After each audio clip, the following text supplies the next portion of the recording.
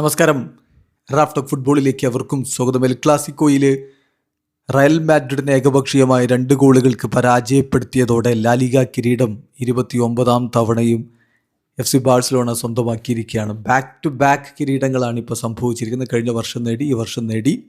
ഫ്ലിക്കിൻ്റെ കുട്ടികൾ സന്തോഷത്തിൻ്റെ പരമ്പരയിലാണ്. പക്ഷേ ഈ കളി വളരെ സ്പൈസി ആയിരുന്നു.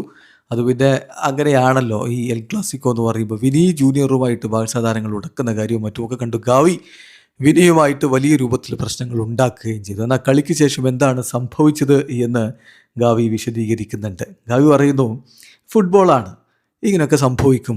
കളിക്കളത്തിൽ നടന്ന കാര്യങ്ങൾ കളിക്കളത്തിൽ തന്നെ നിൽക്കും. അത് അവിടെ തീർന്നു, കഴിഞ്ഞു, പുറത്തേക്കില്ല. ഞാൻ വിനിയോട് മിണ്ടരുത്, ഷട്ടപ്പ് എന്നാണ് പറഞ്ഞത്. ഷട്ടപ്പ് എന്ന് പറയാൻ കാരണം വിനി 15 ചാമ്പ്യൻസ് ലീഗ് റെഫർ ചെയ്തപ്പോൾ അവർക്ക് 15 ചാമ്പ്യൻസ് ലീഗ് ഉണ്ട് എന്ന് പറഞ്ഞപ്പോൾ ഷട്ടപ്പ് എന്ന് പറഞ്ഞു. പിന്നെ വിനിയെക്കുറിച്ച് എൻ്റെ അഭിപ്രായം എന്ന് പറഞ്ഞാൽ വിനി ഒരു ഫാൻറ്റാസ്റ്റിക് പ്ലെയർ ആണ്, അതിലെന്താ സംശയം. അതേസമയം ഞാൻ കളിക്കളത്തിന് പുറത്ത് വളരെ ഡിഫറെൻ്റ് ആയിട്ടുള്ള ഒരാളാണ്. കളിക്കളത്തിലെ കാര്യം നോക്കണ്ട. വിനി വളരെ ഫെയറി പ്ലെയറാണ്, ഞാനും അങ്ങനെ തന്നെയാണ്. കുറച്ച് രക്തം ഒക്കെ തിളക്കുന്ന ചൂടാകുന്ന തരത്തിലുള്ള ആളാണ്. അപ്പോൾ ആ തരത്തിൽ കണ്ടാൽ മതി, അതിനപ്പുറത്തേക്ക് ഞങ്ങൾ തമ്മിൽ പ്രശ്നങ്ങളൊന്നുമില്ല എന്നാണിപ്പോൾ ഗാവി വളരെ വ്യക്തമായിട്ട് പറഞ്ഞത്. സോ അത് കളിക്കളത്തിലുണ്ടാകുന്ന സംഭവം അതവിടെ കഴിഞ്ഞു. ഉന്തും തള്ളും കാര്യങ്ങളൊക്കെ അവിടെ ഉണ്ടായി.